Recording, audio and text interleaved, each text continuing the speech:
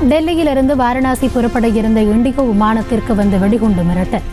அவசரகால கதவு வழியாக அவசரமாக பயணிகள் வெளியேற்றம்.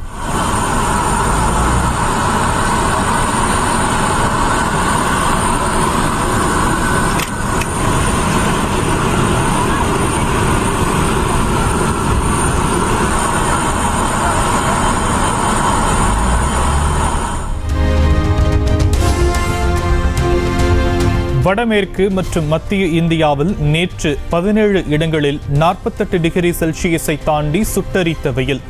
அடுத்த 3 நாட்களுக்கு ரெட் அலர்ட் விடுத்து வானிலை ஆய்வு மையம்.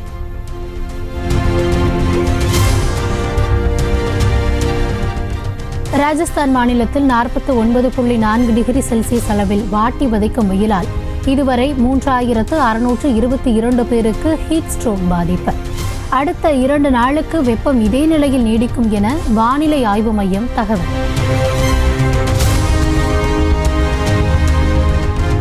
உத்தரப்பிரதேசத்தில் கொளுத்தும் கோடை வெயில் சார்ந்த பாதிப்புகளுடன் மருத்துவமனைக்கு வருவோர் எண்ணிக்கை அதிகரிப்பு. அதிக நீர் சத்து மிக்க உணவுகளை, பழங்களை எடுத்துக்கொள்ள மருத்துவர்கள் அறிவுறுத்தல்.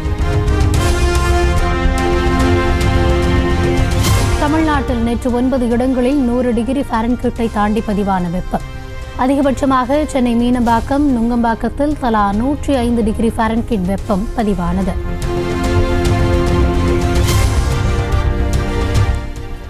நடப்பாண்டில் தென்மேற்கு பருவமழை பொழிவை வழக்கத்தை விட அதிகமாக இருக்கும்.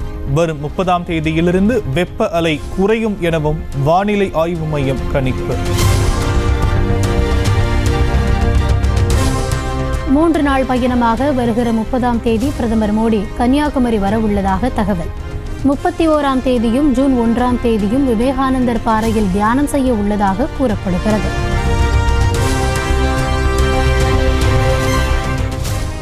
ராகுல் காந்தி மற்றும் அரவிந்த் கெஜ்ரிவாலுக்கு அதிகரிக்கும் பாகிஸ்தான் ஆதரவு தீவிர விசாரணைக்குரியது.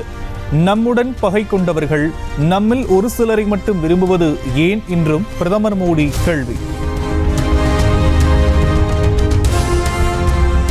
கடந்த 10 ஆண்டுகளில் நிறைவேற்றிய திட்டங்களை கூறி பாஜகவால் பிரச்சாரம் செய்ய முடியவில்லை. கடவுளின் பெயர்களை குறிப்பிட்டு பிரதமர் மோடி வாக்குகளை கேட்பதாக பிரியங்கா காந்தி விமர்சனம்.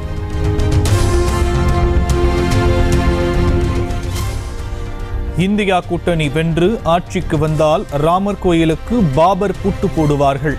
உத்தரப்பிரதேச தேர்தல் பிரச்சாரத்தில் மத்திய அமைச்சர் அமித் ஷா குற்றச்சாட்டு.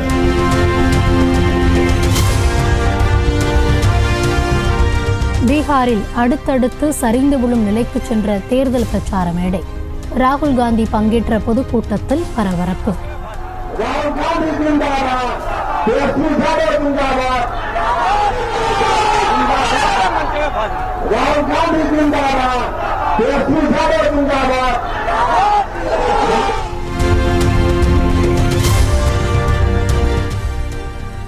பஞ்சாப் மாநிலம் ஜலந்தரில் டெல்லி முதலமைச்சர் அரவிந்த் கெஜ்ரிவால் ரோட் ஷோ.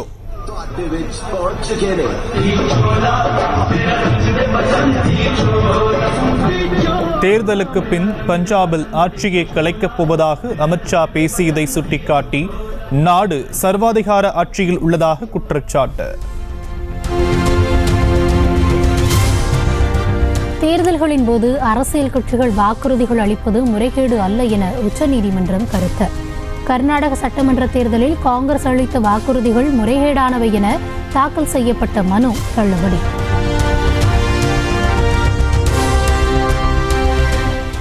ராமர் கோவில் கட்ட வேண்டும் என்பதற்காக ஜெயலலிதா அதிமுக தொண்டர்களிடம் 20 லட்சம் கையெழுத்து பெற்றார். இந்துத்துவாவை பற்றியும் ஜெயலலிதாவை பற்றியும் அதிமுக விவாதத்திற்கு தாராளமாக வந்து பேசலாம் என அண்ணாமலை அழைப்பு. 93ல செல்வி ஜெயலலிதா அவர்கள், அம்மா அவர்கள் ஏடிஎம்கே தொண்டர்கள்ட்ட 20 லட்சம் கையெழுத்து இயக்கம் நடத்துறாங்க. ராமர் கோவில் கட்ட வேண்டும் என்பதற்காக அதிமுகவினுடைய தொண்டர்கள் கையெழுத்து இயக்கம் நடத்த வேண்டுங்கிறாங்க. ஜெயலலிதா அவர்கள் ஒரு தீவிரமான இந்துத்துவவாதி. யாராவது அதிமுக நண்பர்களுக்கு சந்தேகம் இருக்குன்னா, அதனால யாராவது ஏடிஎம்கே நண்பர் இதை அப்போஸ் பண்றாங்கன்னா விவாதத்திற்கு பாரதிய ஜனதா கட்சி தயாராக இருக்கிறது.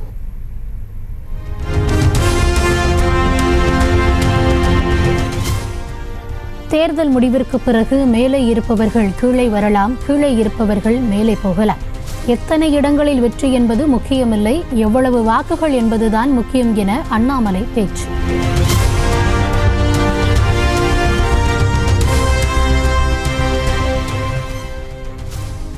தமிழ்நாடு முழுவதிலும் நேற்று நடத்தப்பட்ட வாகன தணிக்கையில் 1054 விதிமீறல்கள் கண்டுபிடிப்பு.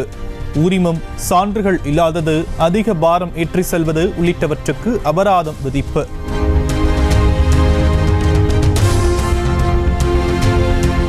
திண்டுக்கல் உள்ளாட்சி நிதி தணிக்கைத்துறை உதவி இயக்குநர் அலுவலகத்தில் லஞ்ச ஒழிப்பு போலீசார் சோதனை. கணக்கில் வராத சுமார் 2 லட்சம் ரூபாயை பறிமுதல் செய்து விசாரணை.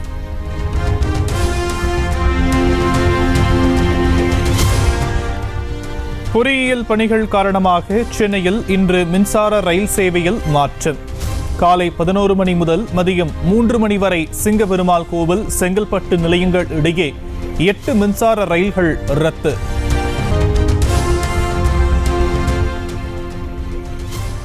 கேரள மாநிலம் திருச்சூரில் பிரபல பெருஞ்சனம் உணவகத்தில் குழிமந்தி வாங்கி உண்ட பெண் பலி. 187 பேர் மருத்துவமனையில் அனுமதி. T20 உலகக்கோப்பையில் பங்கேற்க அமெரிக்கா புறப்பட்டு சென்ற யுஸ்வேந்திர சாகல் மற்றும் ஆவிஷ்கார். விமான நிலையத்தில் ஆர்வத்துடன் புகைப்படம் எடுத்துக்கொண்ட ரசிகர்கள்.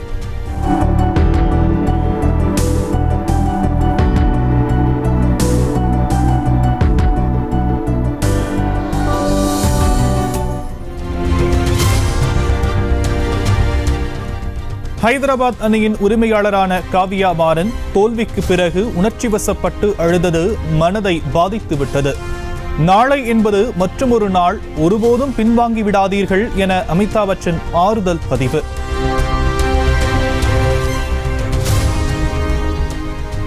IPL இறுதிப் போட்டி தோல்விக்கு பிறகு ஹைதராபாத் அணி வீரர்களை சந்தித்து ஆறுதல் கூறிய அணியின் உரிமையாளர் காவியா மாறன் T20 கிரிக்கெட் விளையாட்டின் தன்மையை மாற்றியுள்ளதாக கூறி வீரர்களுக்கு புகழாரம்.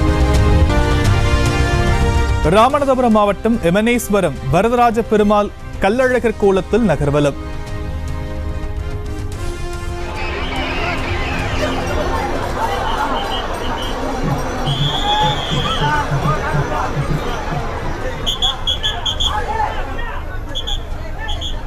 வழிநெடுங்கிலும் ஏராளமான பக்தர்கள் மனமுருகி சுவாமி தரிசனம்.